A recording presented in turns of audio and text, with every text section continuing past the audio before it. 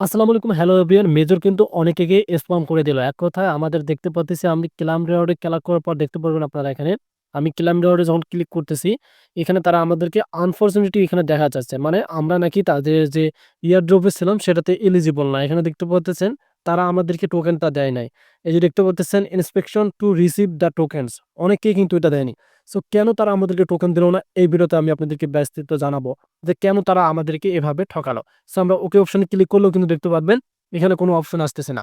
আমি এখান থেকে ব্যাক বাটনে ক্লিক করে তাদের যে মানে মেন যে তাদের যে কমিউনিটি আছে সেখান থেকে বোঝাবো যে তারা কিসের উপরে তারা টোকেনগুলো দিয়েছে, কেন আমাদেরকে টোকেনগুলো তারা দিল না।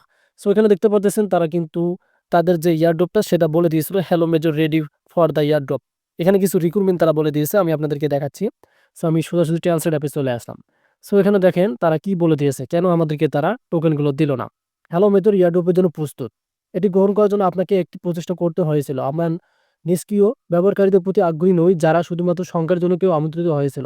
আমরা আপনার কার্যকলাপ আগ্রহী। এয়ারড্রপের মানদণ্ডে নিম্নলিখিত ক্রিয়াকলাপগুলিতে অন্তর্ভুক্ত থাকবে। এই যে দেখতে পাচ্তেছেন তারাই লেনদেন। তাদের যে স্টার ছিল সেটার কথা বলতেছে। টোনে লেনদেন মানে টোন আপনাদেরকে কিনতে বলছিল। বন্ধুদের আমন্ত্রণ জানানো মানে ফ্রেন্ডদেরকে তারা ইনভাইট করতে বলতেছিল।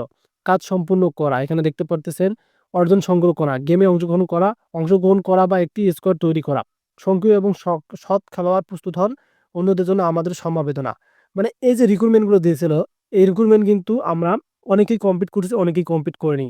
সো এখন যারা কমপ্লিট করেননি এই ডকুমেন্টগুলো সবগুলো যারা কমপ্লিট করেননি তারা কিন্তু টোকেন পাননি। আর যারা এগুলো সব কমপ্লিট করছেন তারা কিন্তু টোকেন পেয়েছেন। মেজর কিন্তু তেমন টোকেনও দেয়নি। সো এই মেজর যে কেন আমাদের সাথে এরকম করলাম, এখন কিন্তু সকলের মাথা নষ্ট।